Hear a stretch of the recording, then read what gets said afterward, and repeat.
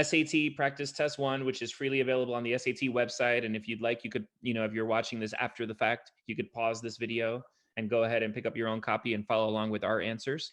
But we're going to go ahead and start going through the answers here. It's a little passage about Greek yogurt. We're all about speed reading, so I might just super duper speed read just so I know what they're talking about, and then start reading in detail once we get to question 1. But question 1 here is a question on word choice. So when you're dealing with word choice, there's 2 things to look out for. Number 1, so for word choice, they're giving us a bunch of different words that have different definitions. Number 1, you want to be aware of the definitions of the words because they make a big difference. And number 2, you want to think about how formal the words are. The SAT is a formal test, and they'll often call it, matching the tone of the passage. But what we find is that it's not the tone, it's about how formal. So if you think about like to outdo the drawbacks, outdo is just kind of a little casual. So we would inherently know that that's probably not the answer. And in this one, it's more actually of a known phrase. Like sometimes I might say the SAT questions kind of missed the mark where you can tell what they intended the question to be, but it's more about a known phrase. So here, the advantages, outweigh the drawbacks. And that's just kind of how you say it, right? But to defeat makes you think of like a battle type of situation. To outperform makes you think of maybe like an athlete really testing his or her cardio. And to outdo kind of makes you think of maybe like brothers who are being competitive with one another and always want to outdo one another. So we're kind of going through the definitions of all the words and seeing which one is most appropriate. Anything to add here? Well, spot on. All right, perfect. Okay, so going over to number 2, they're saying which choice provides the most relevant detail. A lot of times on the SAT, what they're really asking you for is an excuse for the main idea.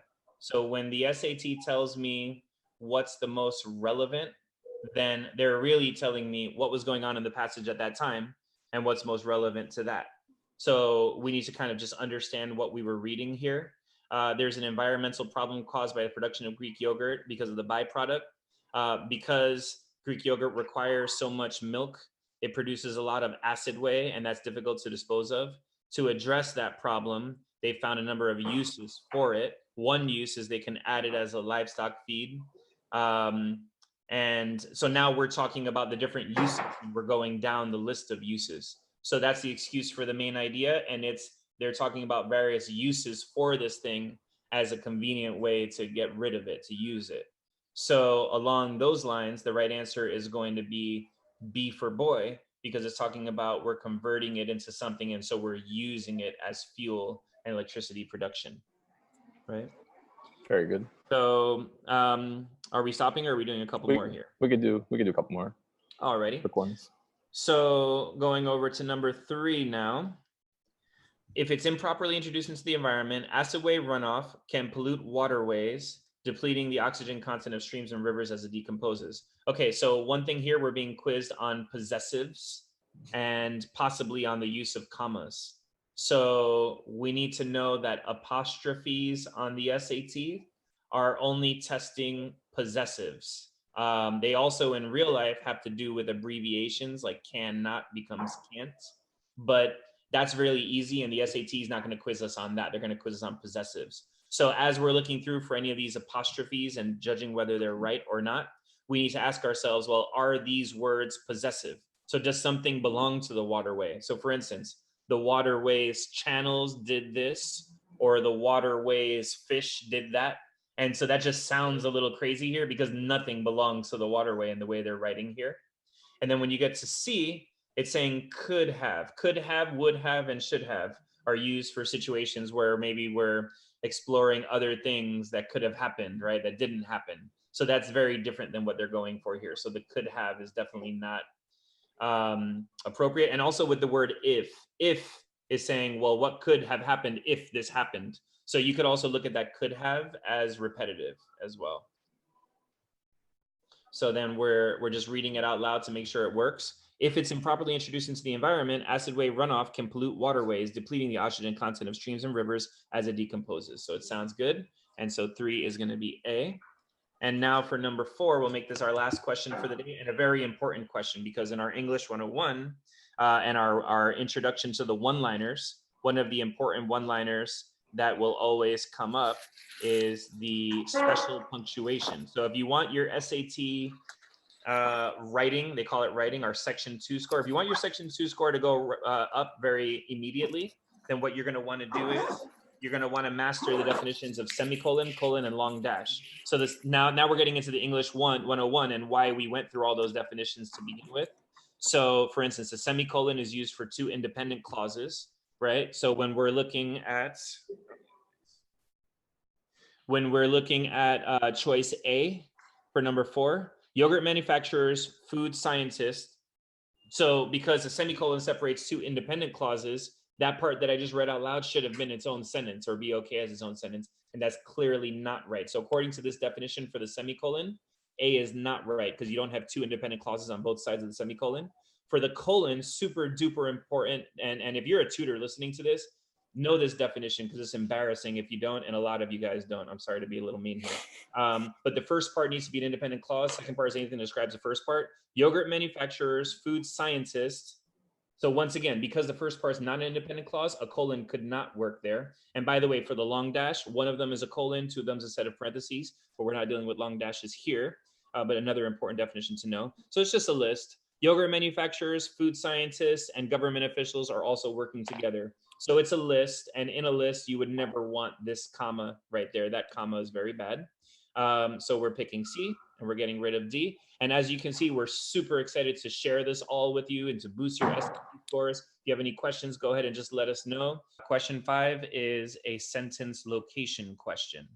So the SAT will often say, here's a sentence, where should it go?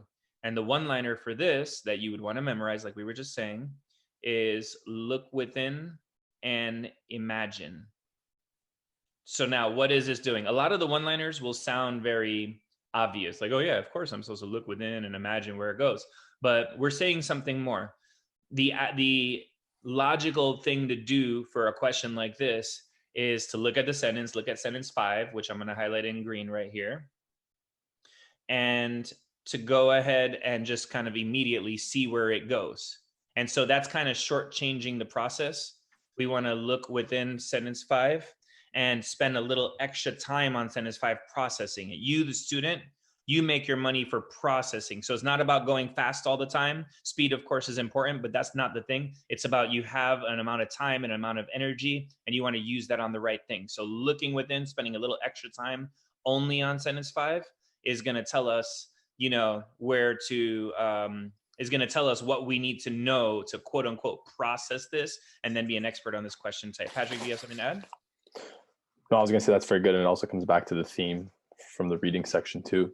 Sometimes deliberately going a little slower at certain points in the end it will actually make you faster.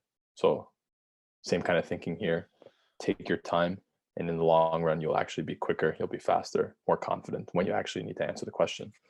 Yeah, the ultimate irony on a test where, of course, speed is your advantage. It's about speed, but it's more importantly about where to slow down, where to invest your time. You know, and so you have this budget of whatever amount of minutes on one of these tests, and where am I going to invest most of that time in? That's what we're here to help you be a good judge of. So here we want to look within and imagine. So we haven't looked at any of the 4 locations yet. We've only looked at this green sentence, and we're going to imagine just based on this and based on nothing else, what would have come before it and after it. So if it's improperly introduced into the environment, acid wave runoff can pollute waterways, depleting the oxygen content of streams and rivers as it decomposes. So they're starting by saying, if it's improperly introduced into the environment, here's what's going to happen. So I'm imagining before something like this, a sentence would say, you know, disposing of it is a problem. So disposing of it is a problem. And then it would logically follow from there. If it's improperly disposed of, as if it's improperly introduced into the environment, it can cause all sorts of pollution. So, and then sometimes, you know, you can do one of these. Sometimes it's more possible to do one than the other in terms of the before and after.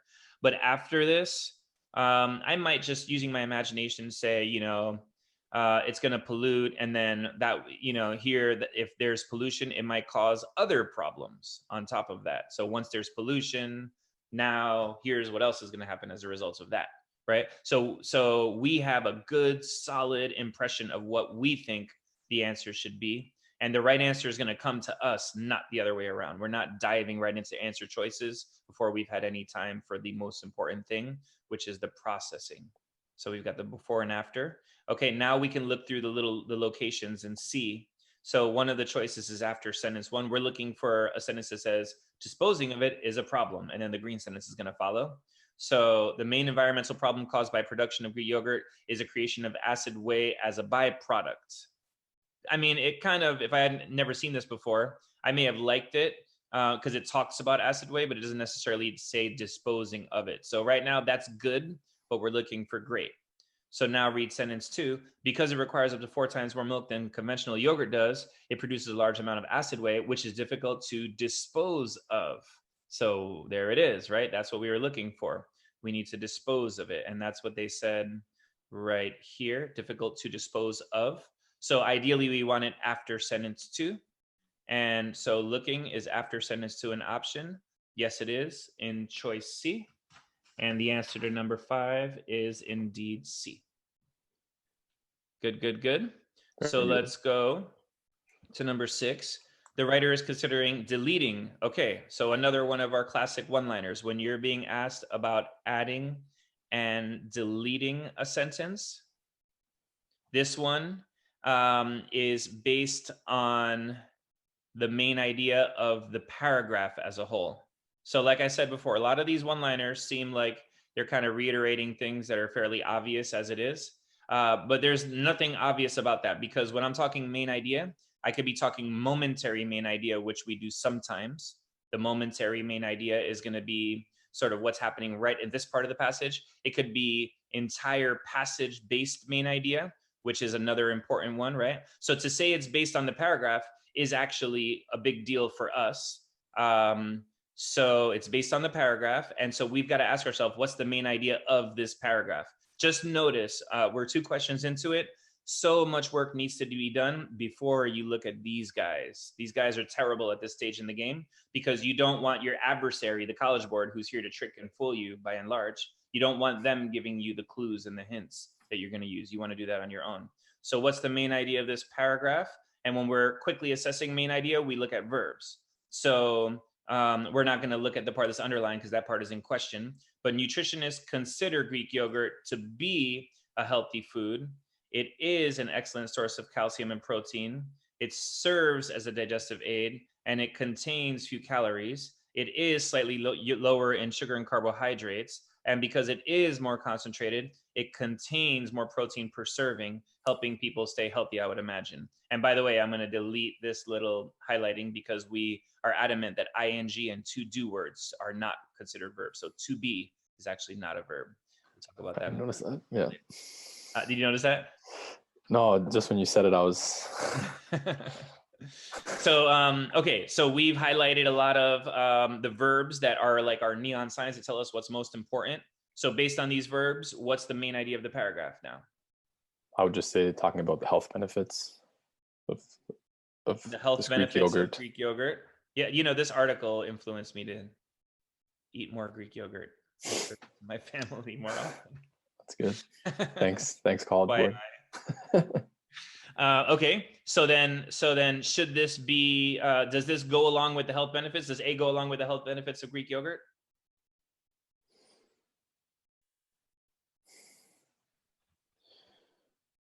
I think maybe it'd be nice to have a little context of what came prior, because it's mentioning these conservation methods. And I think out of context in this paragraph, they weren't talking about conservation methods. So, okay. So here we're saying Greek yogurt causes a lot of pollution, and to deal with that issue, we figured out better ways to dispose of acid whey and different uses for it. And we're looking for additional solutions for reusing acid whey. Then it says, these conservation methods are costly and time consuming, but they're worth the effort. So it was talking about these methods. And I would say yes. Yeah, definitely. And the idea is, well, why are they worth the effort? They're worth the effort because So all why these are health they worth the benefits. effort? They're worth the effort because it's healthy. Yeah, exactly. It's a good So do alternative. now, go ahead. Yeah, that's what I was gonna say. That's it. Okay, so now that we're sort of, we know what we want this sentence here, we got to be really careful about the verbiage, because they said we should add it, should we delete it? So yes, we should add it, no, we shouldn't delete it. That can be confusing. So in a rush, we might pick yes here, thinking that yes, it's valuable, and that's what the SAT, in my opinion, is trying to do to you on purpose. But no, we should not delete it because we are keeping it. And do we want to keep it, not delete it, because it continues the explanation of how acid whey can be disposed of safely, or because it sets up the argument in the paragraph for the benefits of Greek yogurt? What would you say? I would say not C. That's not being Yeah. done. Now, So look how powerful this is. We answered without preparing for this, and we said it was the health benefits of Greek yogurt. And look what they said, the benefits of Greek yogurt. So it's that amazing. You know, when you're following a lot of these methods, this just starts to click. It may not click right away for everyone, but it does come together fast. And, you know, the comment we hear from a lot of students is, man, I don't know how I was supposed to do this before, because now I have all this information that is going to guide me as I do everything. So let's look at number 7 now. We were actually talking about to-do words should not be used as verbs, and number 7 is talking about the word to be, or the phrase to be.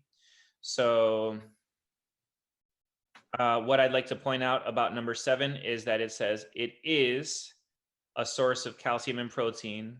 It serves as a digestive aid, and it contains few calories. So we're talking about parallelism in lists, and we have a list here. And if we stick with serves as, now when I said serves as, I was kind of doing that just based on what sounded right to me without looking at the answer choices, but there's an answer choice that does that. So it is a source of calcium and protein, serves as a digestive aid, and contains few calories. So parallelism is the idea that if we have a list, we want to say the same things the same way in a list. So I'm like running, biking, and jogging, or I like to run, to bike, and to jog, but I don't want to mix and match the two. Anything to add there, Patrick? I think that's a very good point. Again, one of those topics or things you need to know that maybe outside of the context of this test may not be wrong at school. However, on the test, we know we have to go by the rules. We have to play by the College Board's rules, and parallelism in lists, as you mentioned, is a rule. So yeah, and you know, getting to know this test is like getting to know a person. So, you know, if you have a best friend or a spouse, you're going to know what their tendencies are. And so if our spouse here is the College Board, we know that they are big on parallelism in lists. And so if it's if it's a debate between this and something else, I might prioritize this because I know it's one of the things that's important, you know, to our spouse of the College Board. are you saying that we should marry the College Board, or are you advocating? You know, that could be a subject of another podcast, I guess, right? Okay, so did I tell you yesterday? I forget whether I told you. I was a high school teacher, and I was voted corniest, what was it? Corniest joke teller of all the teachers. So I'm very proud of that. At least you got an award. Yeah, I was recognized for something. So number 8. It's the same parallelism. It's the same parallelism. It's interesting that 7 and 8 are both about parallelism because, you know, it is an excellent source of calcium and protein, serves as a digestive aid, and contains. So the idea is that the it was given to us early on. And so therefore, we're not going to be repeating it because in this list, it's not repeated. It is this, serves as that, and contains this. So I might even have repeated the it myself when I was saying it, but the idea is that the it was already given once and then the list came after that. So we're not going to start over by saying it contains. So, all right, so that's number 8. And okay, so now coming over to number 9, words like therefore, for instance, you know, furthermore, however, all these words, these are transition words. And when we have transition words, what you want to do is you want to invent your own. What this does is it forces you to understand what you're reading. Now, so many of these just sound obvious, like, oh yeah, of course I need to understand what I'm reading, but it's not that obvious, because if I'm reading this and quickly trying to understand, trying to determine whether to put in answer choices A, B, C, or D, I'm actually losing out on the comprehension there, because I may or may not have comprehended it. I'm already trying to figure out which answer is best. So we're all about step 1, step 2, and step 3, and some of these important steps can't be sidestepped. So okay, so it has all these benefits here that we've been discussing in our parallelism questions on 7 and 8. So it's a digestive aid, has few calories, it's lower in sugar and carbs. And then later they say it has more protein per serving. So what transition word would you invent right there for that situation? Try not to look at try not to be skewed It's by hard. It's very hard. We Yeah. sympathize with Give me a that. second. It's like staring you in the face and you're supposed to not look at it. How terrible is life, right? I But would we have, say, in addition. yeah, in addition, like in other words, we gave you some of the More of the benefits and benefits. now we're adding on another benefit. So by the way, in addition, that includes words like however, that includes words like moreover and furthermore, which basically mean in addition. So, so what answer does that take us to? In addition. A. Also, yeah. So now, in other words, means I'm restating the same thing in different words, which we're not. We're giving a new idea. Therefore, choice C is for cause and effect. This happened because that happened. There's like a sequence there. That's not what's happening. And for instance is like, for example, I'm giving an example of something I said earlier, which is also not happening. So we're picking A for number 9. Now going on to number 10. I'm going to go ahead and maybe clip in the previous part so we can see the whole continuum here. That takes a sec.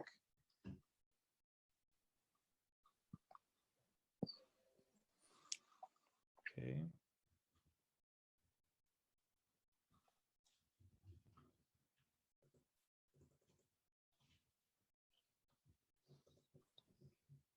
Good keyboard work.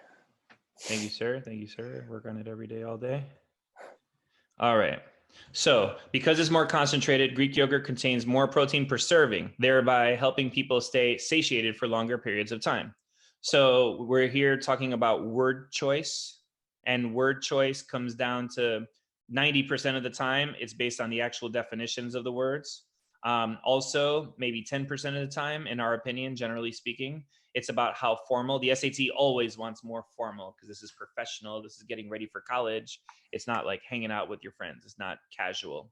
So just thinking about the definitions of the words here, because none of them look overly casual. Sufficient means like enough.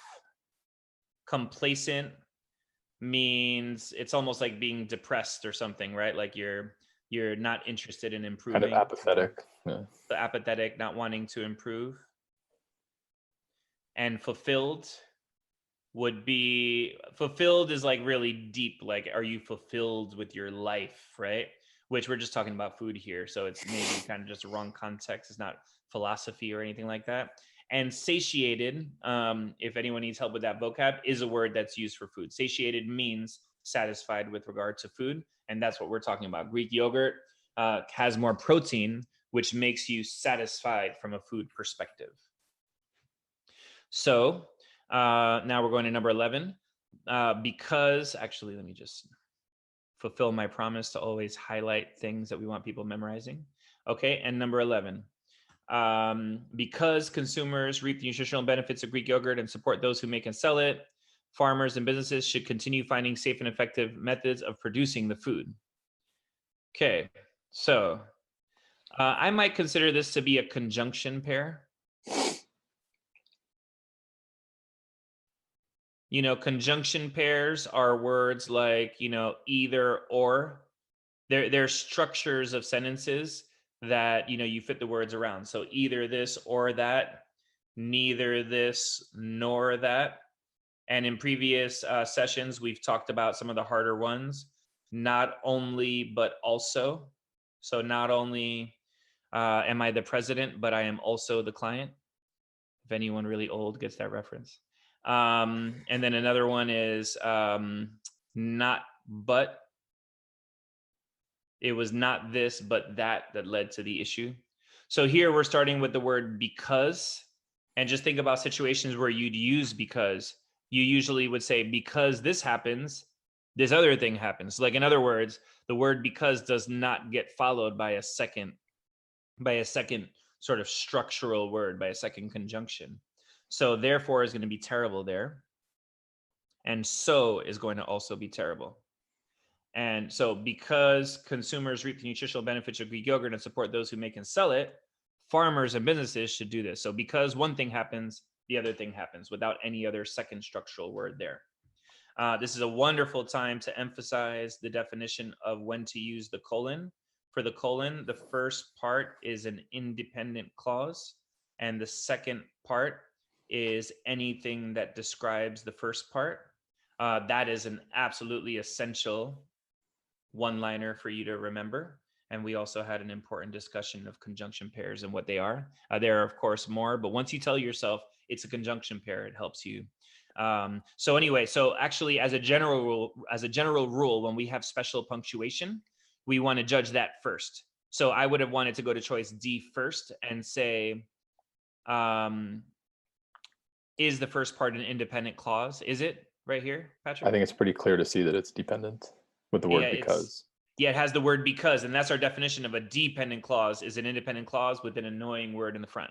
So yeah, the first part is not independent, which is why the colon does not work in that situation. Which takes the comma. As we saw, the basic structure went over last time was dependent, comma, independent.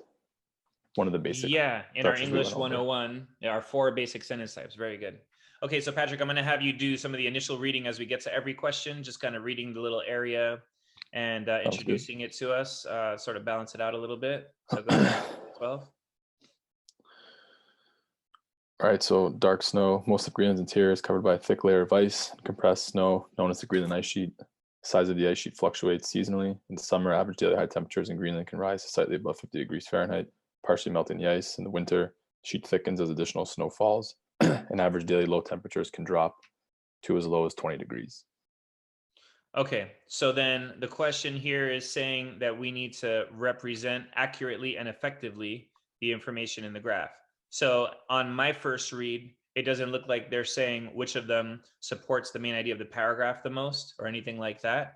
They're just saying which one is accurate to what we see in the graph. So let's see, in summer, this happens. So we're looking for in summer, the temperature drops as low as 20 degrees, right? Yep, I believe so. Or the next part is winter. The winter, the sheet thickens. Yeah, so we get the high before for summer, and now they're transitioning to the winter, what the low can be. Okay, so now just to sort of highlight some of the important parts. So like you said, in the winter, the average daily low temperature can go to 20 degrees. So when we look at the chart, we've got the average daily high and the low. Correct. So we're looking at this line right here. And is the average daily low dropping to as low as 20 degrees? It goes as low as 20, however, it goes lower. As we can see, between February and March, gets to about 12 degrees. It goes to 12 degrees Fahrenheit, which is why we're going to want to choose choice B here. So for number 12, we're choosing B. Which is what temperature in Celsius? No, kidding. Oh my gosh. Yeah. That's what I was thinking about as I was doing it as well. That's what I thought you were going to ask. Yeah. And those are the little things, no question about it. The devil's in the details. Some people just, no matter what, will never master the idea of being so detail oriented under pressure as the SAT forces you to be, which is why one of the good reasons to turn over to the ACT, because it's just a tiny bit less demanding in that regard, but still very demanding overall. The College Board is not that cruel, only slightly cruel, if we can get away with saying that. I'll leave that one alone. I'll reserve my true opinion. Okay, so number 13. Typically begins to show evidence of thawing in late summer. This follows several weeks of higher temperatures. Okay, now effectively combining. Welcome to the world of our most annoying one-liner. Effectively combining. The thing about the effectively combining, how to effectively combine two sentences, is that there's a lot of different things that they can ask you about, and we don't know which one this particular question is focused on. So you want to have your own list and just go ahead and cross-reference against what you are looking for and see which of those things they're doing here. So number one, we want to read it fast, looking for flow. Now, by the way, when I talk about flow, I'm also including in that over wordiness. Something's overly wordy or repetitive, then we don't want to do it, but wordiness is part of flow. We don't want to have bad transitions. We want good transitions. So that would be transitional words like however, furthermore, moreover, so and so on. And also transitional punctuation like colon, semicolon, long dash. We also want to have good word order. So this is a little very much more rare, but occasionally the right words will all be there in the wrong order and it'll create the wrong emphasis. And last but not least, but by far most important, I'll put it in all caps, we want to avoid restarting. So restarting, we don't want to repeat, but restarting is different than repeating. Restarting is where we're restarting our idea in a situation where it would have been a lot smoother to just continue talking about this thing as part of the same idea. So, you know, the example I always give is kind of the way a third grader would write. So a third grader might say, "School is fun. It is my favorite place." So we're going to see a lot of that. That's the most common one that'll come up in this regard. So we need to effectively combine. Looking at, let's say, choice B. If you read it with choice B in place, the ice sheet begins to show evidence of thawing, and this thawing follows. So that's repetitiveness and restarting. It's just like starting the idea over. And I could say, you know, the way they said it initially was nice. It has its thawing in late summer, you know. My instinct is to just go straight for A. It has its thawing in late summer following several weeks of high temperatures. Like that's the way I think instinctively a lot of good writers would just want to do it, and then notice that A actually matches that. But just to continue the theme of restarting, it looking at choice C, it follows weeks of, or it shows evidence of thawing, and such thawing follows. Or looking at D, so that's our restarting, and looking at D, it shows evidence of thawing and this evidence. So now we're sort of repeating, instead of repeating the thawing, we're repeating the evidence. So we actually have even worse than restarting is just literally repeating things that don't need to be repeated. And the one that doesn't do that is choice A. So just very liberating, if you ask me, just compared to, you know, students who have already tried to teach the SAT to themselves and are realizing how hard that is, to have these rules and know, okay, every time I get to this question, I got 4 things I'm going to look out for. And in going through all those 4, I can start narrowing out different answer choices. Is very liberating for someone who maybe thought of this question type as a dead end in the past. I would also like to ask too, so I know that we've talked about it before, shortness, right? Shorter answers. Sometimes that's a good spot to start. Would you agree that with these types of questions also, starting looking at the shortest one, making sure it includes all of the points here is a good spot to start? Or what would you say for these questions? Well, it's one of the 4 things that we mentioned, because when we talked about flow, we also say that conciseness is a part of flow. And this comes from the ACT. I kind of believe that the SAT kind of took this from the ACT bag of tricks. But yeah, if I can say all the same things in less words and without adding anything critical, I'm now going to say the same thing in more words, then these tests both very firmly believe that we want to do it with less words. We want to be concise. We want to get a lot of economy out of every word that we use. Very good. So on these tests, shorter is in fact better, if all the things you mentioned. As long as you're not missing anything critical, Correct. as long as there's not, you know, any egregious, you know, oversights. So let's go ahead and go to number 14 now. For example, in the summer of 2012, virtually the entire Greenland ice sheet underwent thawing at or near its surface by mid-July, the earliest date on record. Alrighty. So this is another question on transition words. And we just mentioned a little while ago, when you're doing transition words, you want to invent your own. And what it does is it forces you to truly read it. Sometimes we feel like we're reading it, but we're actually so busy doing so many balancing, juggling, doing so many things at once. So we have the ice sheet showing evidence of thawing in late summer following several weeks of high temperatures. Then in the summer of 2012, it did its thawing by mid-July. So, I might also emphasize here the need to read fast. We want to read fast and carelessly. And this is a great example of why we'd want to do that, because here we're showing evidence of thawing in late summer.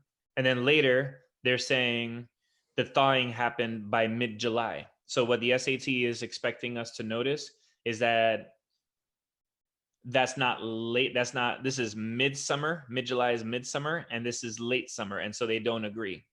So what we're looking for in our own words is kind of like a but.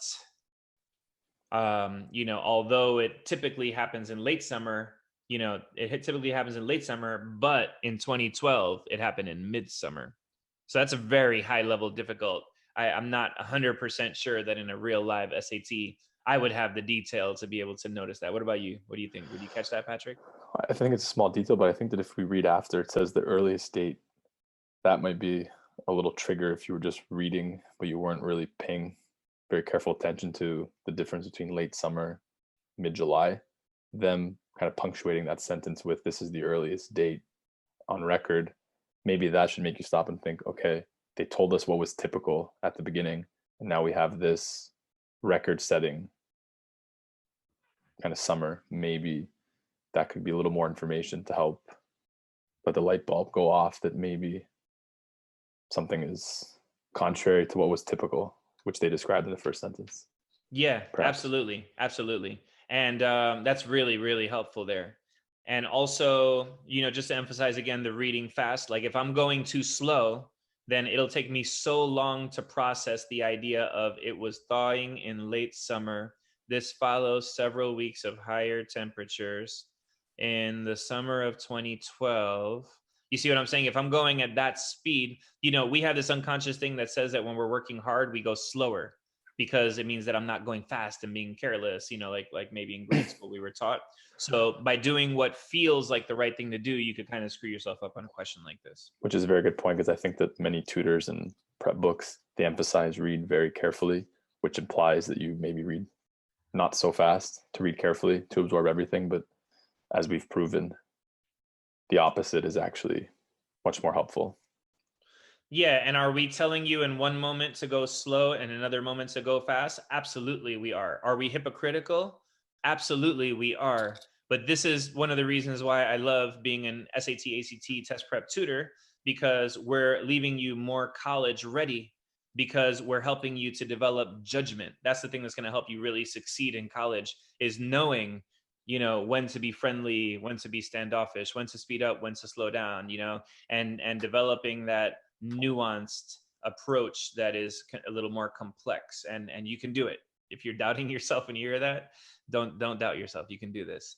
Okay, so looking now at number 15, go ahead, Patrick. Jump ahead, but Jason Box, an associate professor of geology at Ohio State, believes that another factor added to the early thaw, the dark snow problem. Okay, so on this one, I might say fix it on your own first, because it's pure grammar here. It's not main idea or anything like that. Fix it on your own. If I'm fixing this on my own, I would say Jason Box, an associate professor of geology at Ohio State, believes that another factor added to the early thaw. So this is what we call a modifier. Technically speaking, a modifier is a clause that's missing the subject, the verb, or both. But even more important than that, it's a middle modifier. And the test prep companies love talking that way. So you want to be really comfortable with the idea of a little timeout in the sentence where we add some extra information. But LeBron James, arguably one of the best basketball players of all time, acted in whatever movie he acted in, right?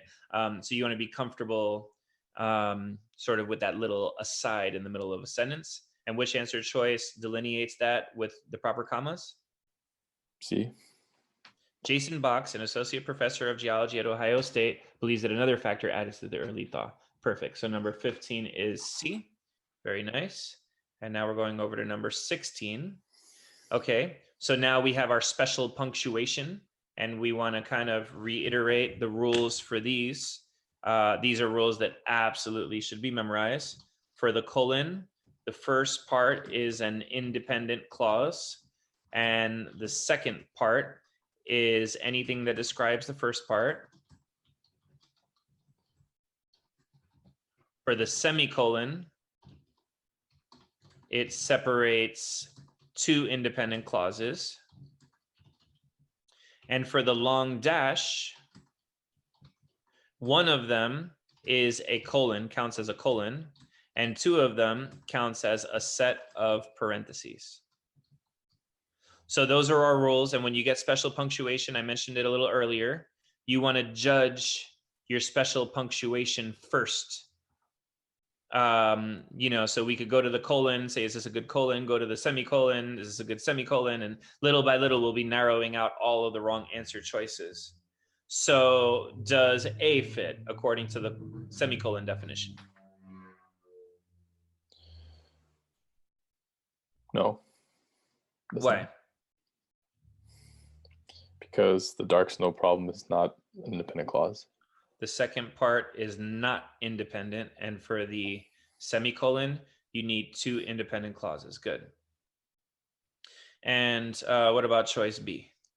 I believe it's the same problem, if I see the punctuation correctly. Okay, choice B. So the second part is not independent in B either. And what about choice C? So colon, so what comes before needs to be an independent clause.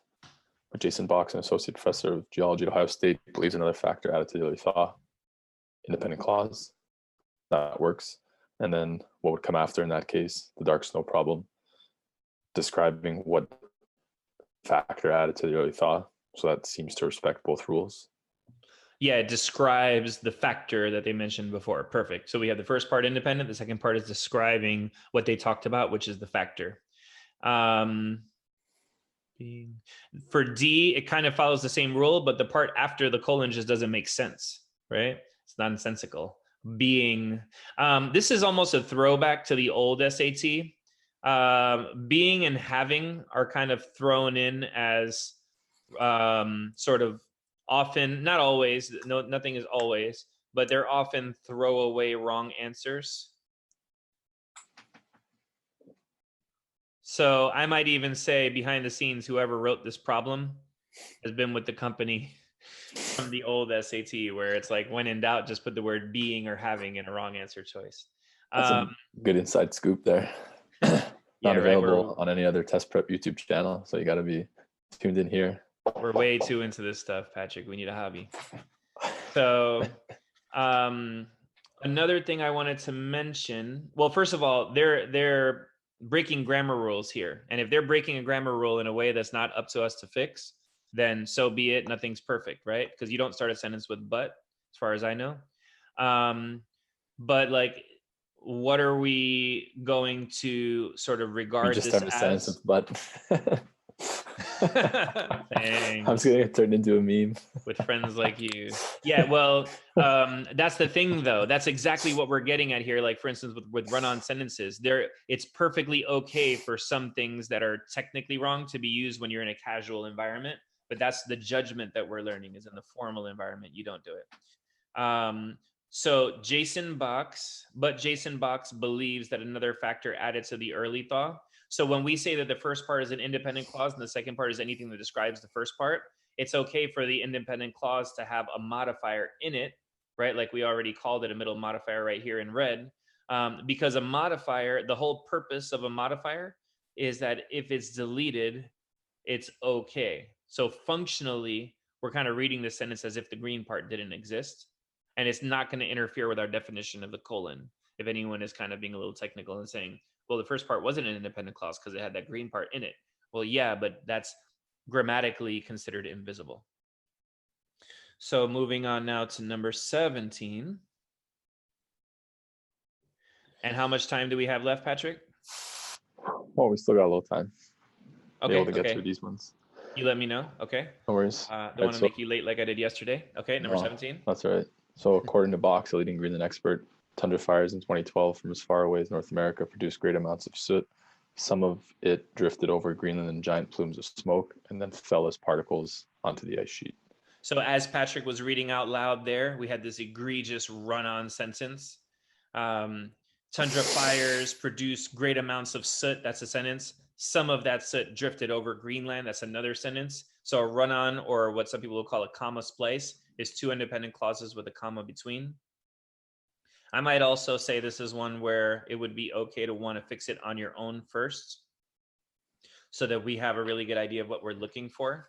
So if I fix it on my own, it just sounds so good to say the fires from as far away as North America produced great amounts of soot, some of which drifted over Greenland in giant plumes of smoke. So, you know, C is the answer here. And it's kind of a known phrase as well. You know, one of the ways in which, you know, college entrance exams can be a little biased is, you know, maybe you're too young to have heard that phrase too many times so far. And so it's a little biased against you. But we're firm believers that even if English is your second language, or if there are a couple of known phrases that you personally don't know, you know, there's so many things to know that are going to boost your score. You know, a 1600 would be great, but a lot of us can achieve our goals even if we don't get a 1600 on the SAT, which, you know, way less than 1% of the students actually achieve. Off the top of my head, I might say it's 1% of 1% or something like that. Yeah, I think, yeah, less than 0.5%, I would say. Yeah, something like that. So going over to number 18 now, some of which drifted over Greenland in giant plumes of smoke and then fell. So I believe here we're talking about tense consistency, because we're talking about something that drifted in the past tense and therefore fell in the past tense. So will fall is in the future, falls is in the present. Had fallen is a whole separate thing, and we can do a little quick lesson on that. There are two reasons for using the words have, has, and had. One of them is when there are two events in the past, and the older of the two event gets the word had. So, for instance, I was upset that I hit my head because I had just reminded myself to bend down. So sometimes there's another word that indicates what happened first, so you don't really need this. But if there is no other word telling us which of the two events both in the past happened first, then the word had tells us. So the word had here says, first I reminded myself to bend down because that had happened first, and then I hit my head. So that's one reason. So if you're looking at D and you're like, okay, that all sounds good, but how do I know it wasn't D? Well, these are the two reasons why you would randomly throw in the words have, has, and had. And if one of these two reasons is not taking place, then you don't need it. The other one is when something started in the past and is still going on. So I might here say myself, I have been an SAT, ACT tutor for 10 years. Or actually, let me change it a little. I might say I ice skated for 10 years versus I have ice skated for 10 years. And what's the difference between them?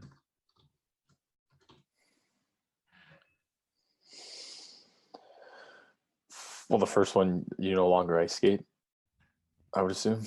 Yeah, because it's purely in the past tense. But Correct. If I say I have been ice skating, I have ice skated, then that signifies that I started 10 years ago, but I am still ice skating. You come skate with me. There you go. There you go. Go get beat up on the hockey rink. Looking forward to it. I'm so tough. So two reasons for have, has, and had. That's not one of the most common things that comes up, but it does come up. It is useful to know, particularly if you're a high achieving student, really, really trying to do your absolute best on the SAT. So now we're looking at number 19. we're talking about apostrophes here. And Jaden, should we just give him some stake in the company or something? He's like our one loyal follower at this early stage in the game for us. So Jaden, we appreciate Shout out. it, buddy. Shout out to Jaden. But Jaden was asking me about apostrophes for possessives. And what is a possessive? Okay, so what is a possessive? A possessive is when something belongs to the thing. So I might have a friend and my friend has a boat. So why am I using the apostrophe? Because something belongs to my friend. My friend is a possessive word. The boat belongs to my friend. But we could also have multiple friends, and those friends are such good buddies with each other that they all came together and bought a boat together.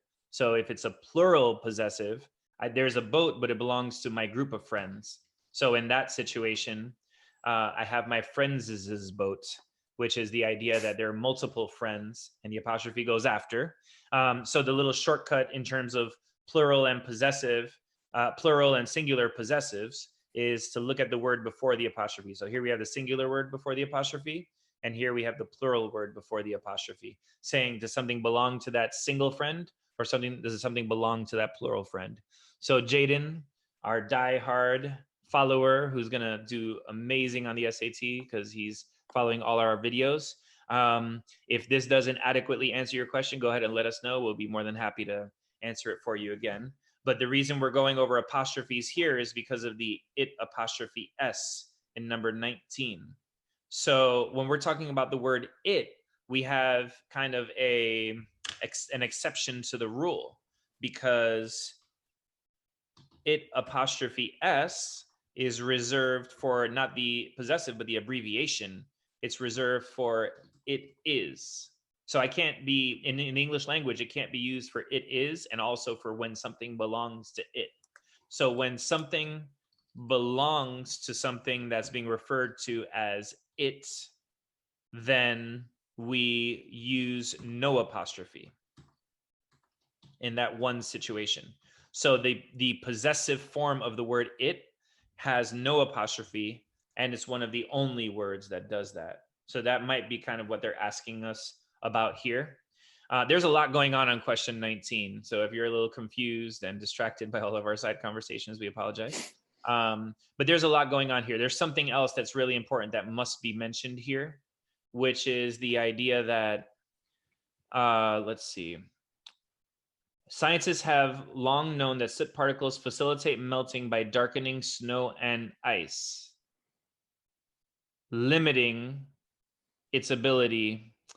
There's this other idea that we're going to be talking about in a little while. I was kind of thinking that it'd be a good time to talk about it now, but when I'm looking at the question at second glance, it looks like it might be better for later. For people who are following along really closely, that idea that we're going to talk about later is strings of nouns joined by prepositions. So for instance, the keys on the table of my cousins in college are gold. And we'll talk about, how that works later. But just on this question, to make it a little simpler, it's kind of just being really confusing about what is the it that they're referring to. So is it the sciences? Is it the soot particles? Is it the snow and ice? And you may have to think semantically. Semantics are when you're thinking about the meaning as opposed to the grammar. So what is the thing that would have been reflecting the sun's rays originally? And what would have been reflecting the sun's rays here, Patrick? The snow and the ice. Yeah, so the snow and the ice are being darkened, and therefore the snow and the ice cannot reflect the sun's rays anymore. So now that we took our time to really define that the snow and the ice are the things that are acting here, we're going to go ahead and say D, because it's two items, and two items are plural, so it's there. So the answer to number 19 should be D. So it's a little complicated there, right? One of our first really complicated questions in this section. And we can just go ahead and move on to number 20 now. So here we have directions. And when we have directions, we want to follow them. Sounds a little obvious, but with so many other things on our minds, the directions might be the first thing that goes out the window. So here they're asking us about the description of a self-reinforcing cycle. So the description of a self-reinforcing cycle, and we want to complete that description. So what they're asking us to do is to kind of identify the cycle and where it comes from here. So according to Box, tundra fires produced great amounts of soot, some of which drifted over Greenland in giant plumes of smoke and fell as particles onto the ice sheet. Scientists had long known that soot particles facilitate melting by darkening snow and ice, limiting their ability to reflect the sun's rays. As Box explains, soot is an extremely powerful light absorber. It settles over ice and captures the sun's heat. The result is a self-reinforcing cycle. So we don't have to think too much about like what is the cycle here. Like they're kind of openly telling us where the cycle starts. The result is this cycle right here. The ice melts, the stuff becomes exposed. Because of the color issues, it absorbs more heat. And if we're starting the cycle, we're starting it with the very first thing in the cycle, which is the first thing right here as the ice melts. So if we want to complete the cycle, like what is a cycle? It's something that as it goes around, it cycles right back to the beginning. So for the idea of the cycle, we're going to want the first idea, which is the ice melting. So that's D, it leads to additional melting. All right, so we were in test 1, section 2. This is the test that you can get for free off the College Board website. And, ideally, you'd probably, if you're watching this after the fact, you're going to want to pause, try a question, see what answer you get, and then look at our answer. So let's go ahead. We, in a recent video, got up to question 20, and now we're on question 21. And so, you always want to start early and read fast. Our phrase that we use is to read fast and carelessly. Isn't that just such a nice thing to have a tutor telling you, I want you to be more careless? Enjoy that moment, because it doesn't happen often enough. But the idea with reading is when you're reading big blocks and getting the overall idea, that's much more valuable to you than the tiny details. But then when you get into a specific situation, that's where you look at the tiny details. But we don't want to waste our information on that until we need to do it. So just reading through fast. Box's research is important because the fires of 2012 may not be a one-time phenomenon. According to scientists, the Arctic temperatures are making the latitudes greener and more fire-prone. The pattern Box observed in 2012 may repeat itself again. Okay, so yeah, we do go word for word as we get to the thing that we're looking at. And it has to occur to you that to repeat yourself again is repetitiveness. And on the SAT, very continually, we're up against wordiness and repetitiveness versus conciseness. And that's our battle.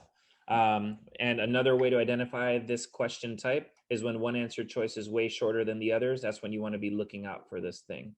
So if you're going to add extra words, it should be because they give you some tremendous value that you wouldn't have had otherwise. And I don't see that in any of the answer choices. So we'll just kind of go with B and then read it out loud once to make sure it works. The pattern Box observed in 2012 may repeat itself with harmful effects on the Arctic ecosystem. So it's more concise. It doesn't lose anything valuable. Alrighty. So now we're going over to question 22. 22 is giving us a question about sentence location. And our one-liner for sentence location is to look within and imagine. So just a quick little explanation if you haven't heard this from us before. The idea of look within and imagine means that we're going to the opposite of what any logical person would normally do. When they're encountering a question like this, most people would just quickly read sentence 4 and then quickly look to see where it goes. And that's logical and that makes sense. But if you do that, you're missing out on some extra information you're going to get from sentence 4 if you spend just an extra moment on it. So this is the idea of looking within. We want you to kind of dwell on sentence 4, just an extra moment, and you're going to notice amazing stuff. And then from that amazing stuff, you can imagine what would have come before and after. So Box is currently organizing an expedition to gather this crucial information. So notice that they're referring back to something. They're referring back to this crucial information that they previously defined. So based on what we're seeing, we can imagine that before they just mentioned some crucial information. The thing to notice if you're watching this is that we haven't at all looked throughout the passage. We don't, just like we don't want to look at the answer choices sometimes, in this situation, we don't want to look at the passage yet until we've really digested. So it's not always about going fast. It's about where to invest that valuable time. And this is where you want to invest it, things like this, the processing. So Box is organizing an expedition to gather this crucial information. What would we imagine would come after it? So here we have before, here we have after. What would come after would be something about the expedition, right? He had this many dogs and this much spare water and food or whatever. So now that we've digested it by looking within and imagining, we can go ahead and look around and see where it would fit. So what location seems to generally fit with this, Patrick? What do you think? I'm just going to take a quick look, scan through. Little trick of the trade, I always keep a little answer key off to the side so that I don't have to spend too much time thinking and wasting time in these videos. So after sentence 1, Box's research is important because the fires of 2012 may not be a one-time phenomenon, so I don't see any crucial information there. According to scientists, rising Arctic temperatures are making northern latitudes greener and more fire-prone. Still not seeing any data or information. The pattern may repeat itself with harmful effects in the Arctic ecosystem. So it's a detail, but it's not like information. It's not like a file, right? The next step for Box and his team is to travel to Greenland, perform direct sampling of the ice in order to determine just how much soot is contributing to the melting of the ice sheet. So there they just reference some specific information that we're going to be hunting for. Correct. And just to reiterate, the first 3 sentences, when you read them, they all seem to be talking about the same thing, which was just really the pattern he observed. As you said, there was no information or there was no data or anything that was really mentioned.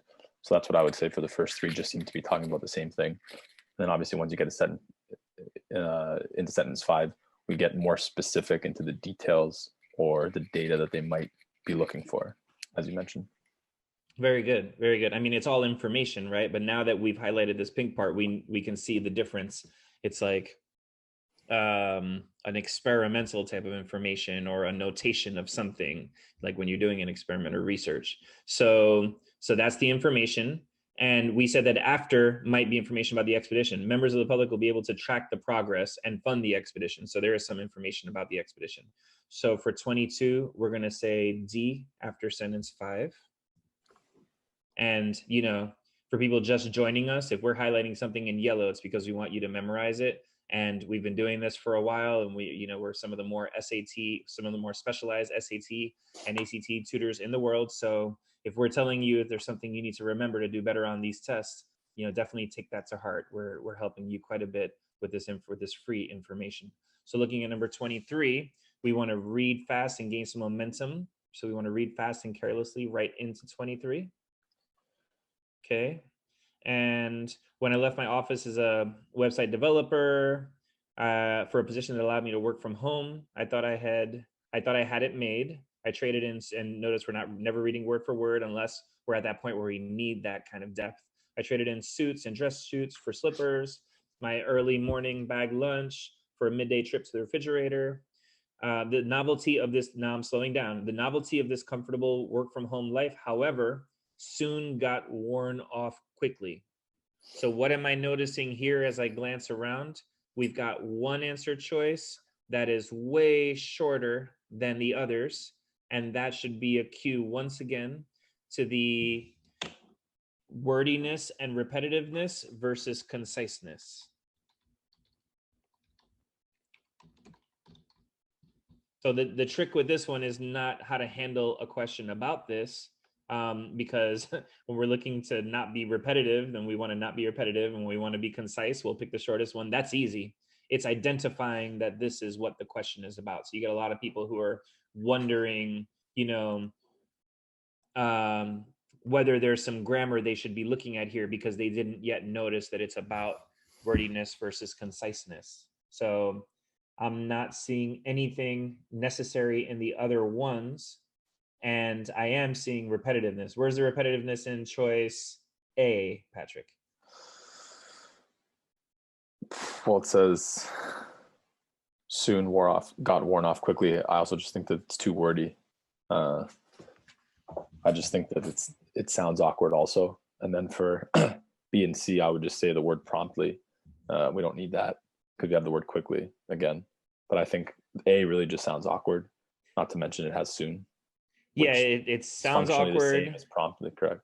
And yeah, as soon and quickly, promptly and quickly. So They're very specifically. So when you see repetitiveness, sometimes one answer choice will repeat one aspect of what they said before, and another answer choice will repeat another thing that they said before. So, you kind of know that that's what's going on just because we've told you so.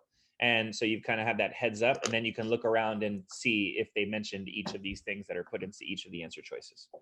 So going to 24, having become frustrated trying to solve difficult problems, no colleagues were nearby to share ideas. This is a really critical one, critical in the sense that it might be a little harder to notice than some of the other things, but okay, first of all, a little background. What's a modifier? And to know what a modifier is, you need to know what a clause is. A clause has a subject and a verb. So John went to the mall is always the clause that I mentioned, right? The independent versus dependent, John went to the mall, has a subject and a verb, and it can sound like its own sentence. To make it dependent, you put it what we refer to as an annoying word in the front. And in a previous lesson, we discussed our English 101, which explains this in detail. But if the independent is John went to the mall, the dependent would be since John went to the mall, because John went to the mall, after John went to the mall, or the reason why John went to the mall. But those are all clauses. Independent versus dependent, they're clauses because they have a subject and a verb. A modifier is missing the subject, the verb, or both. And once again, if you want more information on that, we're actually going to chop up one of our recent videos and isolate the English 101 part of it and put that online, because it's one of the most helpful things to help students to know this stuff better. But okay, so we're firm on what's a modifier, and we're firm on what's a clause. Clause has a subject, the verb, or both. Clause has a subject and a verb. Modifier is missing the subject, the verb, or both. Why are we talking about this right now? Because there's a special type of scenario where a sentence starts with a modifier that's missing the subject. So it creates a whole lot of suspense. When that happens, the subject must lead the second part of the sentence. So, for instance, having made it to the playoffs nearly every year of his career and being a shoo-in for the Hall of Fame, comma, I just gave you a lot of information about LeBron James. So now I need to say, LeBron James visited my school today, or LeBron James is Jimmy's favorite player, So we're creating so much suspense by not mentioning the subject in the first part of the sentence that it creates this avalanche where the subject has to follow the second part. So looking at our sentence that we're dealing with here, having become frustrated trying to solve different problems. So a very kind of long-winded explanation of how someone feels without mentioning the actual person. So it creates that suspense that I was just mentioning. And so now we need to mention the subject first. So which answer choice mentions the subject as the first part of the second part of the sentence? D. Choice D. I is the one who was doing all this stuff. So who was becoming frustrated trying to solve different problems? The narrator was, I. So that's the only choice that does that. And 24 is going to be D there. Okay, going on to number 25 now. It was during this time that I read an article into. So now we're talking about idioms. You don't have to be a master of idioms, but you have to realize that a question is about idioms. So you can kind of ask yourself, what would be said in that situation? So idioms are just words that just kind of naturally go together. So I read an article. What would we say in our own words without looking at the answer choices? I would say I read an article on this, right? And of course, they're not going to give us that one because that's too obvious. So a lot of these idioms where there's the obvious word that would work, that's the one that won't be given to you as an answer choice. But by processing it that way, you'll be a lot stronger. So I read an article into co-working spaces. I read an article about co-working spaces. I read an article upon, or I read an article for. So what's our answer here? B, about. We read an article about. So that's a classic idiom. And just by realizing that it's about an idiom, we'll avoid any kind of catastrophic mistake that would come when we're sort of interpreting a question in terms of something other than what the question was about. Okay, so the article published by Forbes magazine explained that co-working spaces are designated locations that for a fee individuals can use to conduct their work. They're usually stocked with standard office equipment such as photocopiers, printers, and fax machines. So just looking at it on our own, it sounds like a nice little list They're stocked with standard office equipment, comma, such as. Now, why would a colon not work here is essentially what we need to tell students. And the rule for the colon is that the first part is an independent clause. So it has to be able to be its own sentence. And the second part is anything, independent, dependent, or modifier, that describes the first part. So looking through some of the answer choices and judging, should a colon go here? The easiest thing you can do is just ask yourself, for any of the possible colons that they're giving me, would the first part be an independent clause? So which answer choices can we narrow out based on that? B, and C. Because what comes So, before those colons?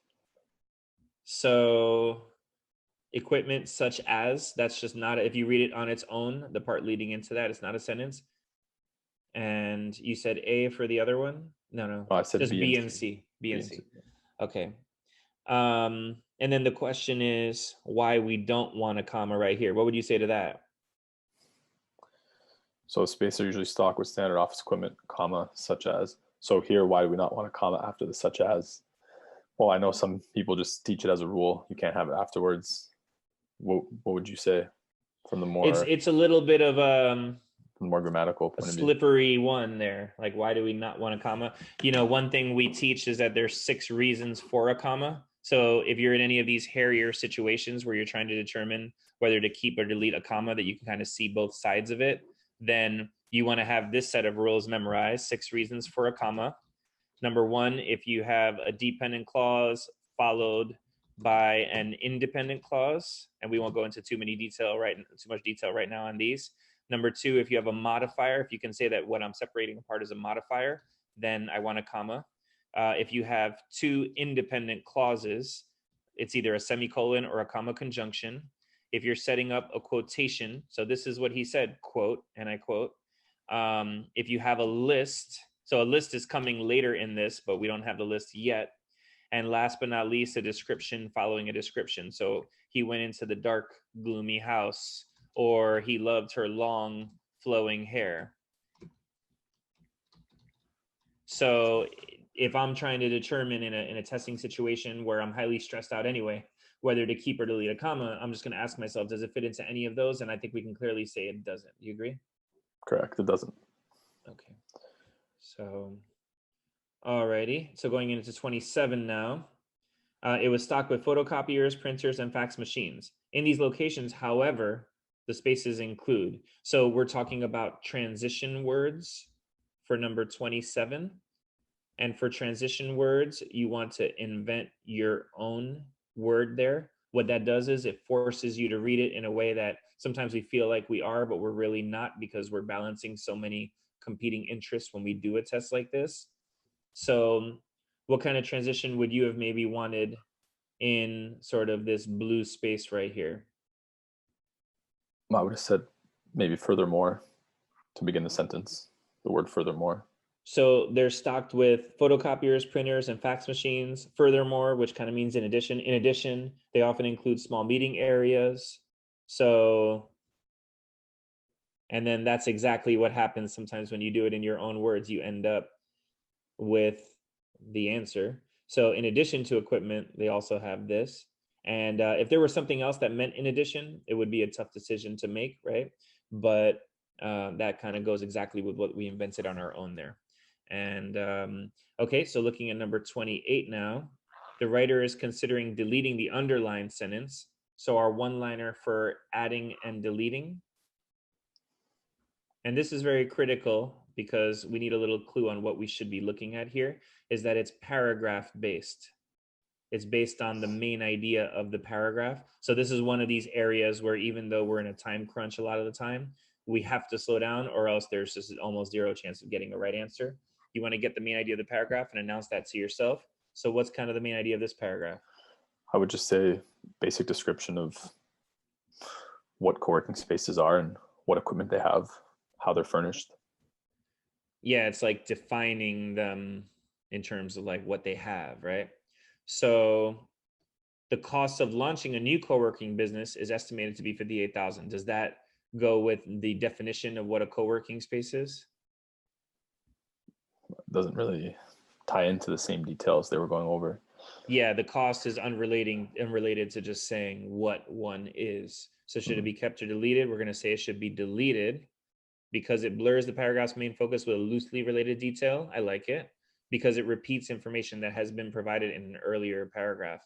If you're, if you want to split hairs, you can kind of go back and see if that was mentioned, but it wasn't. So we're going to go with C on number 28. So going to number 29 now. The writer wants to add specific information that supports the main topic of the paragraph. So they're giving us an excuse for the main idea. And this is one of the most frequent questions you're going to see in section 2. It's just a reason for the question to ask us what was the main idea. And you can't shortchange that process because, like we said, it's one of the most common questions. So if you're getting them wrong, you're getting a lot of questions wrong there. You want to announce that main idea to yourself. So what is the main idea of the paragraph?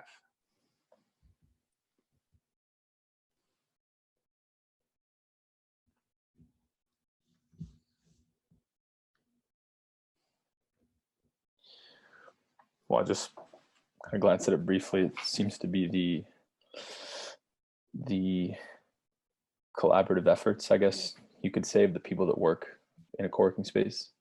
Yeah, they're melting pots of creativity. The most valuable resources are the people. So it's the idea of the people coming together. So now that, okay, so we're announcing it. It's the idea of people coming together.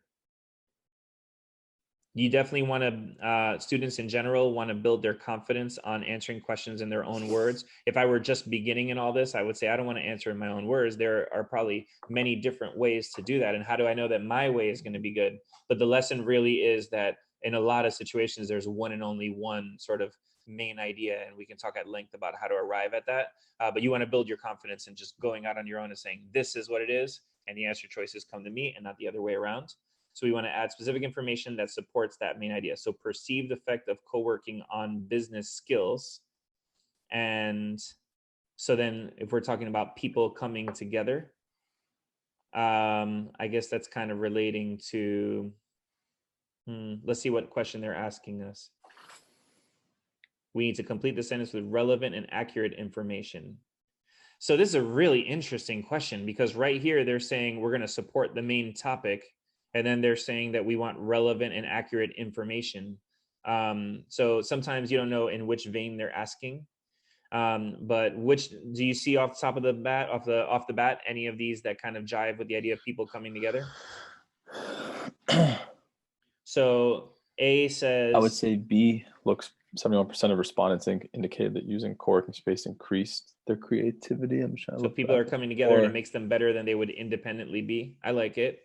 They credited co-working spaces with their ideas relating to business. Almost as good as creativity, right? And their ability to focus on their work improved.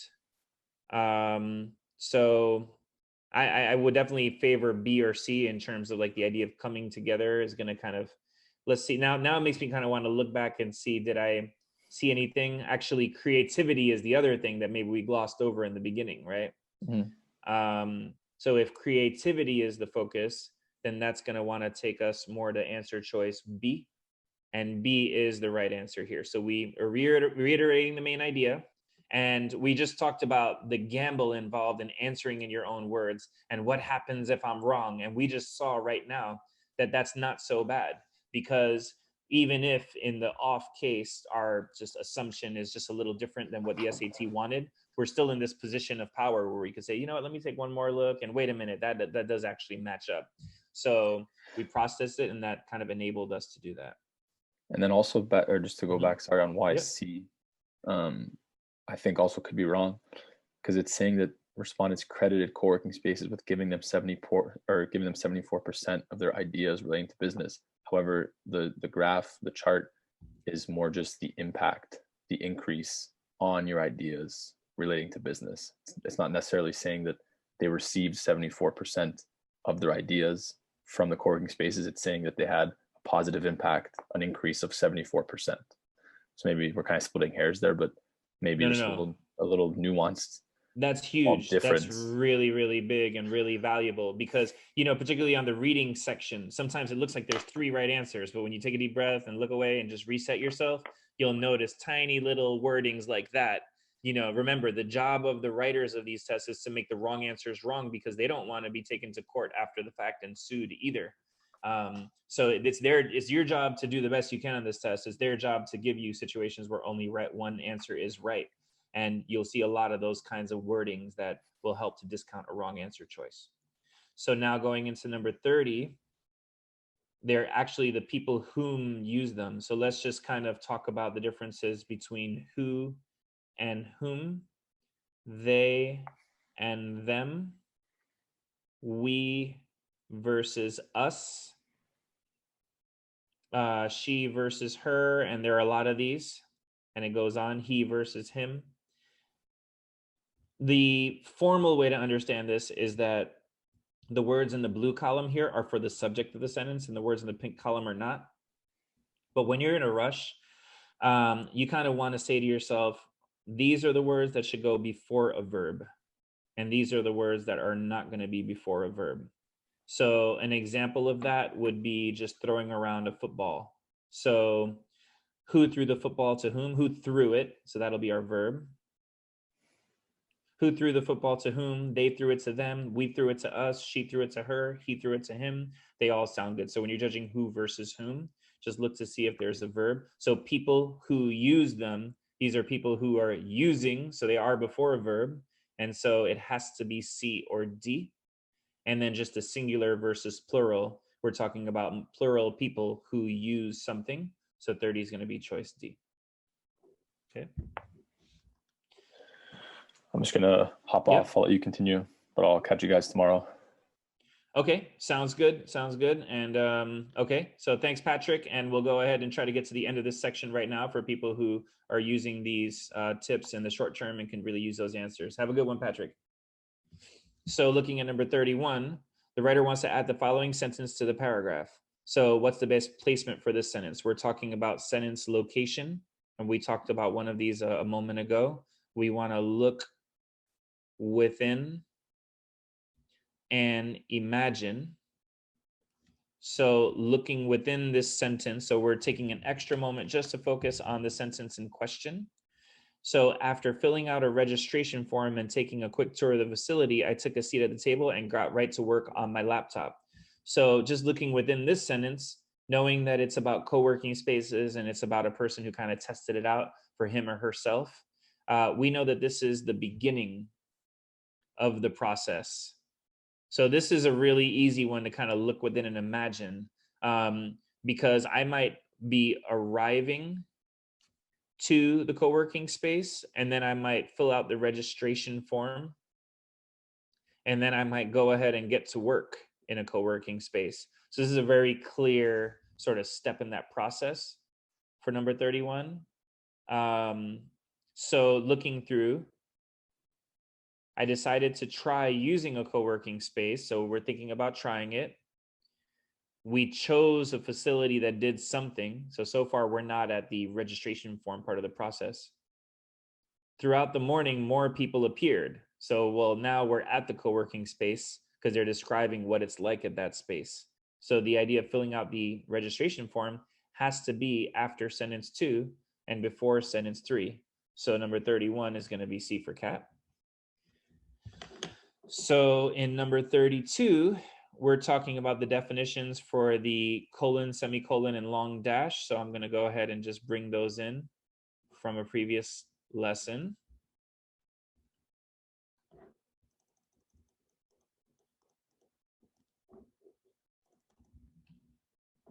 Okay, so I liked the experience so much that I now go to the co-working space a few times a week. Over time, I've gotten to know several of my co-working colleagues.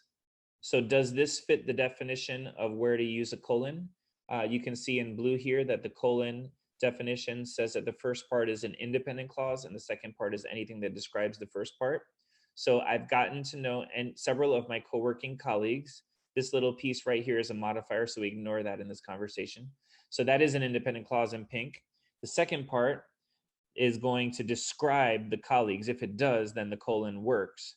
So another website developer, a graphic designer, a freelance writer, and mobile app coders. So the second part is indeed describing the first part. So we can go ahead and say A.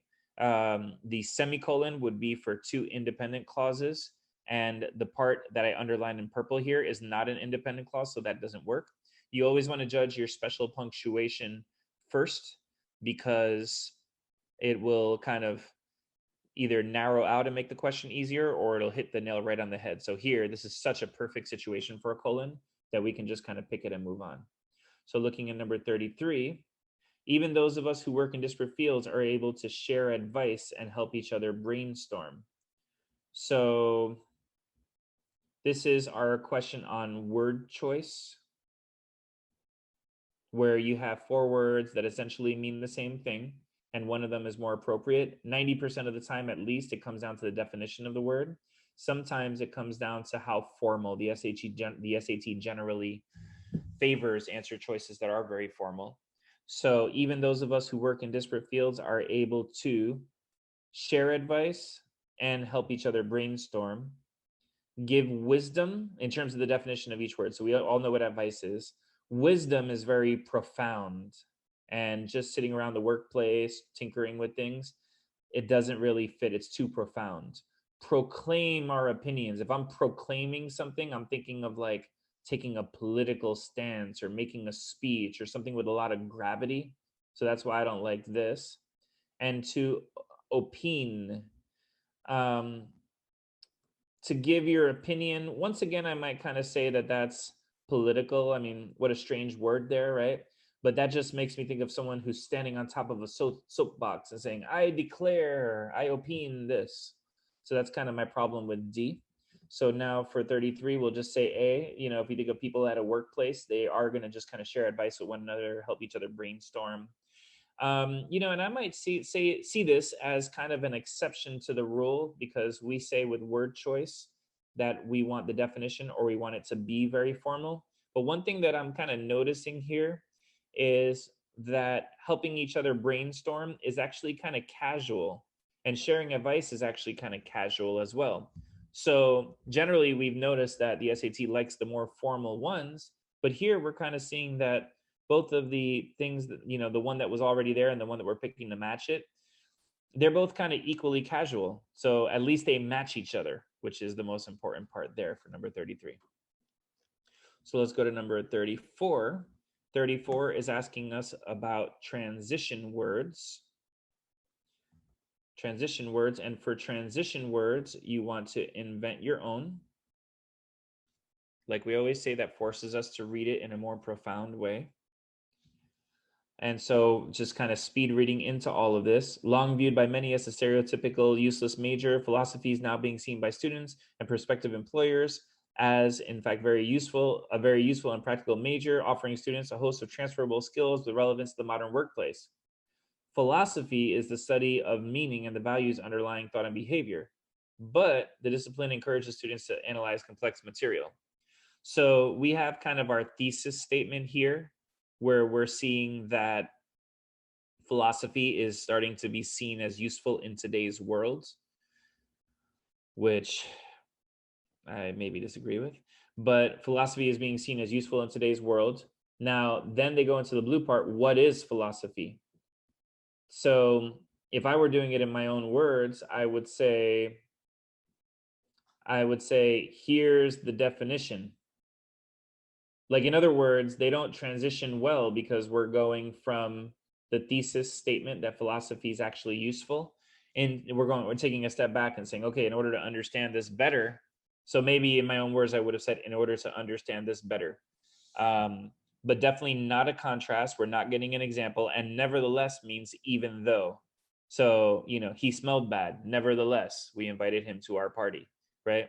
So A will fit a little bit better. So once again, in my own words, I would have said, here's the definition, or I would have said like something like taking a step back, you know, to define what philosophy is. And so they, you know, those definitions in our own words contrast a lot more with B, C, and D than they do with A. So looking at 35 now. So we gave the definition in the beginning, or we gave the thesis of what was going to be argued in the beginning, right here, right? So that's our thesis statement, philosophy is useful. Then we have the definition of philosophy. What is it? In broad terms, philosophy is the study of meaning and values underlying thought and behavior. But then when we get to 35, more pragmatically, the discipline encourages students to analyze complex material. So if we look at the way the blue and maybe the green statements kind of interact with one another, philosophy in general is the study of this, but in particular, it does that. So in my own words, I would kind of want to just say in particular. But looking at the answer choices, they're all kind of doing the same thing. So this is kind of a sneaky question on wordiness versus conciseness. So do we want to be wordy and repetitive, or do we want to be concise? And of course, we always want to be concise unless there's something very valuable in the extra words. So the most concise answer choice is A, more pragmatically. So 36, because philosophy teaches students not what to think and how to think, the age-old discipline offers. So I might think of this as parallelism. We want to be parallel and consistent with the way we're speaking throughout the sentence or the paragraph. So because philosophy teaches students not what to think, but how to think, the discipline offers consistently useful tools. So it teaches and it offers. So choice B on number 36 goes consistently with that. Number 37, which choice effectively sets up the information that follows? That's our excuse for the main idea. They're saying set up what follows, but they may as well be asking what follows. So when you have the excuse for the main idea, what you want to do is you want to announce it to yourself. So let's take a quick look at what's coming. What is the information that follows? A survey concluded that only 18% of American colleges required at least one philosophy course. Between 1992 and 1996, more than 400 independent philosophy departments were eliminated. So for 37, we're seeing what it is that follows is that philosophy is kind of being taken out of the college environment. So let's go ahead and announce that it's being taken out. And let's go ahead and look at which answer choices. So philosophy students are receiving more job offers. That kind of goes in the other direction. That would say we'd want to have more philosophy in college. Choice B, because of the evidence, colleges have increased their offerings. Once again, going in the opposite direction, we're seeing in this area that philosophy is being taken out of college. Notwithstanding the attractiveness of this course of study, students have resisted majoring in philosophy. That at least goes a little. I might leave that for later. Despite its many utilitarian benefits, colleges have not always supported the study of philosophy. So colleges are not supporting.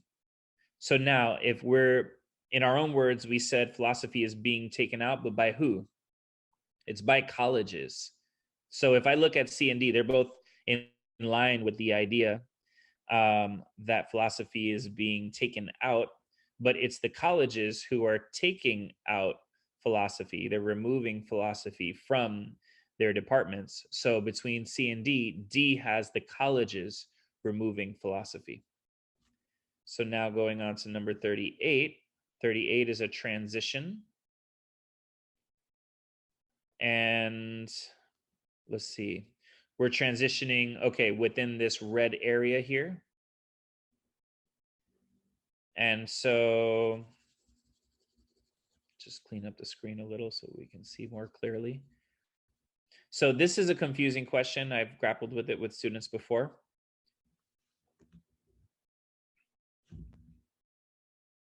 Just kind of making it a little bigger for people who would have trouble seeing this type of screen. Okay, so the survey concluded that only 18% of colleges required one philosophy course. More than 400 independent philosophy departments were eliminated. So for transition words, We want to invent our own. It forces us to read it more deeply. And there is a little subtlety here because I can kind of understand where a lot of students would come from by saying that there's a therefore, because there's such agreement. Only 18% are requiring it. So few are requiring the philosophy. And then later it says it's being eliminated. Now, although it's really tempting to put a therefore in the middle between these two, it's not a cause and effect relationship. They're not eliminating it because they don't require it. It's kind of the relationship. This is not the word that I would put, but the relationship is a relationship of more of the same. Like these two things just fully agree with one another. So while it's tempting to say cause and effect, the first thing is not causing the second thing to happen. And so therefore we would say moreover or furthermore. Now, thus is also cause and effect. So A and B are both cause and effect words. I hit my head, therefore I had a bump. I hit my head, thus I had a bump. And when you see two answer choices that are doing the same thing, that could be a little clue for you that maybe they're both wrong. So moreover is kind of a word that says in addition. That would be what we would use for moreover or furthermore. And in addition works great because you have fact A and then you have fact B, and they both agree with one another. So if I were putting a transition word, I would say, in addition to what I just said, now I'm going to say something else that also agrees with it. So going to number 39, when we're talking about effectively combining, this is one of our more in-depth one-liners. We want to read fast, looking for flow. Conciseness fits within that. We want good transition words or punctuation. So that's words like however or furthermore, or colons, semicolons, and long dashes. We want good word order. Occasionally, you see a wrong answer choice that has all the right words, but it's in an order that creates a bad emphasis. And last but not least, but by far the most important, we want to avoid restarting. So we don't want something to read like school is fun. It is my favorite place. We would rather have one idea than have something chopped into multiple ideas for no reason. So looking at number 39, studies have found that those students who major in philosophy often do better than students from other majors in both verbal reasoning and analytical ability. These results can be measured by. So you can kind of see the original one that we don't have the choice to keep is kind of an idea of restarting. So once again, when we're effectively combining, we want to look out for these four things. But looking at choice B, philosophy, students who major in philosophy do better than students from other majors in verbal and reasoning and analytical ability.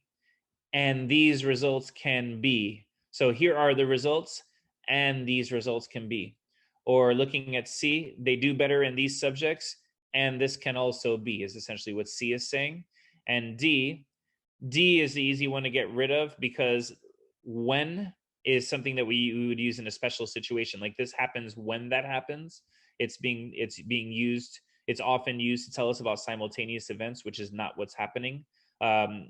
These things are simultaneous, but that's not what's being described. It's not like this only happens when this other thing happens. So we got rid of B and C because they both have an air of restarting. And A is the only one left. So let's just read it with A in place. Studies have found that those students who major in philosophy often do better than students from other majors in both verbal reasoning and analytical ability as measured by standardized test scores. So in other words, the standardized test scores verify this or corroborate this. So A is going to be the answer to 39. Now we're looking at number 40. On the graduate record examination, GRE, students intending to study philosophy in grad school have scored higher. Who are we talking about? We're talking about the students, plural, and those plural students have scored. So A is singular. One person scores, multiple people score. So C is singular. And I would say D just would sound terrible there. Students intending to study philosophy in graduate school scoring higher than students in all but four other majors. Another thing about D is that because ing and to-do words are not verbs, if you put D in place, the sentence is actually now missing a verb, because the verb is the idea that they scored a certain way, or in B, that they have scored a certain way. So another important thing to mention about number 40 involves students intending to study philosophy in graduate school. So this is what we refer to as a string of nouns joined by prepositions. So we have students, and what students? They are students who are intending, which intending is used as a noun there. And they're students who are intending. What are they intending? They're intending to study philosophy. And so we have the students are intending. What are they intending? They're intending to study. And where are they intending to study that? They're intending to study it in graduate school. So they're students who are, the R is kind of silent there. They're students who are intending to study in graduate school. So these things that I am highlighting here, sort of the silent R, the to, and the in, these are prepositional relationships. Prepositions are words that tell us the relationship between nouns. And so here we're talking about a string of nouns joined by prepositions. Now, once again, prepositions tell us the relationship between nouns, and the relationship is usually one of location. So prepositional words tend to be location words more frequently. But the rule is you want to judge singularity and plurality by the first noun in the string.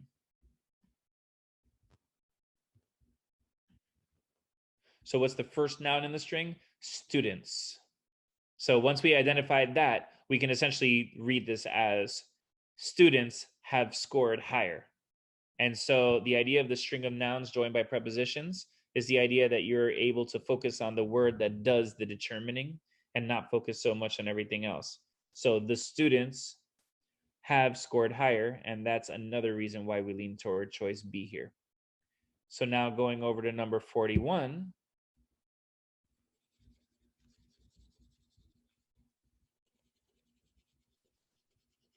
These days, many students majoring in philosophy have no intention. So we're noticing that some of the answer choices here have apostrophes, and some of them do not. So apostrophes are used for possessives. In real life, apostrophes are used for possessives or for abbreviations, but abbreviations are not quizzed on the SAT as much. So when you see an apostrophe, you want to ask yourself, is it possessive or is it not? So does something belong to the student here or here? Well, in choice D, it does. These days, many students majors in philosophy have no intention. So D is kind of using the apostrophe correctly. In choice A, there's nothing that belongs to the student in the way that they're saying it. So it's not the student's car, the student's book, the student's cell phone, nothing like that. So then A is out immediately.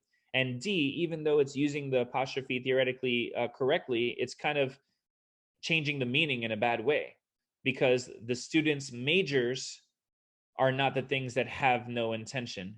It's the students who have no intention. So the semantics of D are off. The students' majors are not people. They're not able to have an intention to do anything. So now looking between B and C, students majoring in philosophy have no intention of becoming philosophers. That works. These days, many students major in philosophy. And then if this worked, I might say many students major in philosophy and have no intention. So if the word and were maybe here, then C would have kind of fit a little bit better. But just reading it out loud, B works. These days, many students majoring in philosophy have no intention of becoming philosophers. So that's number 41. Number 42. Okay, here we're considering adding the following sentence. So we're talking about adding and deleting. And our one-liner for adding and deleting is that that's always going to be paragraph based. It's always going to be based on just the main idea of the paragraph. So in this situation, you want to take an extra second to just ask yourself, what was the main idea of the paragraph? So the paragraph says, people majoring in philosophy have no intention of becoming philosophers. They're going to apply it to other disciplines, particularly law and business, benefit. But philosophy can be useful in engineering or any field requiring complex analytical skills. The idea that these skills are transferable across professions makes them beneficial to students. Because students can hold multiple jobs, studying philosophy allows them to be flexible and adaptable. High demand, advanced exam scores, and varied professional skills all argue for maintaining and enhancing philosophy courses and majors within academic institutions. So overall, the paragraph is saying that philosophy is very useful, and that's why colleges should include it as a major. They shouldn't get rid of it, right? So we're looking for the main idea, and we quickly gathered that it's the idea that the philosophy is useful, and therefore colleges should include it as a major. So now we're going to judge the sentence that we were thinking of adding or deleting. The ancient Greek philosopher Plato wrote many of his works in the form of dialogues. I couldn't think of anything more unrelated to what we just ascertained as the main idea. So we're going to go ahead and say that we'll get rid of it. Sorry about that. Just lost my place for a moment. Hit the wrong button. Okay. So it's just totally irrelevant, right? So we're going to go ahead and stamp this as irrelevant.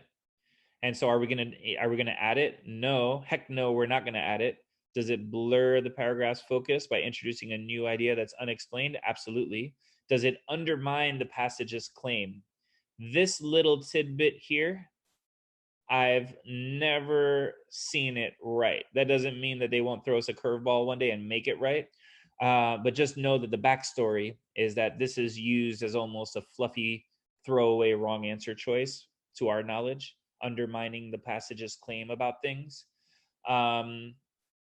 What would it mean to undermine the passage's claim about something? If someone said I robbed a bank, then the fact that I was on video at a party at that same time undermines the claim that I robbed the bank. So to undermine means to provide a single fact that single-handedly proves something wrong. And that's not what the little sentence about Plato writing dialogues does in this situation. So now we're going to look at number 43. Actually, okay, we've got kind of the disjointed paragraph here. So I just got to copy this and I'll paste it in the next part so that we can kind of see them right next to each other here. Okay, so for 43, that these skills are transferable across professions makes them especially beneficial to 21st century students. So what's going on number 43? Something about the style in which the tests enjoy writing, which I will refer to as the stylish deletion of a word. So 1 second while I reset something on my screen that froze. So right here, we're talking about, goodness gracious, are we having another message brought to you by Microsoft?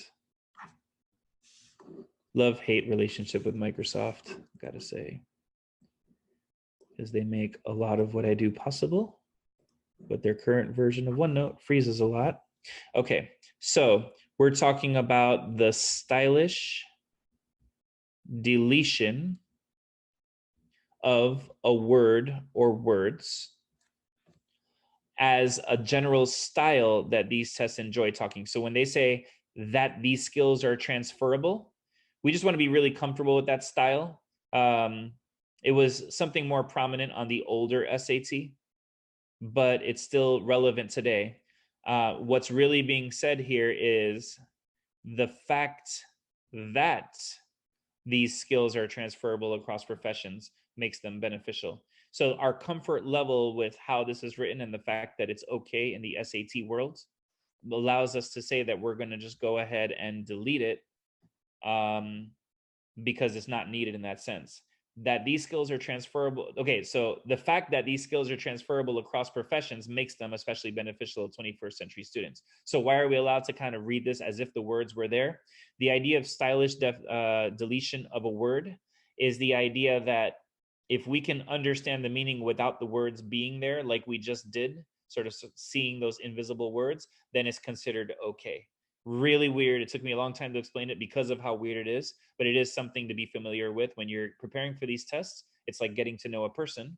And this is one sort of idiosyncrasy about this person. So looking at number 44 now, last question in the section. Because today's students can expect to hold multiple jobs, some of which may not even exist yet during our lifetime, studying philosophy allows them to be flexible and adaptable. So who is our? It's just not really consistent because what they said before was they said we were talking about today's students. So when we're talking about today's students and then we're referring back to them later with a pronoun, today's students are plural. So there is going to be the right way to refer back to them with a pronoun. Because today's students can expect to hold multiple jobs during their lifetime, studying philosophy allows them. So it gets confirmed later that we are going to be referring to them as they. So the answer to 44 is D. We hope you enjoyed this. Feel free to let us know your thoughts. And that's the end of College Board Test 1, Section 2. Feel free to join us. We're doing these podcasts every weekday at noon Eastern Time.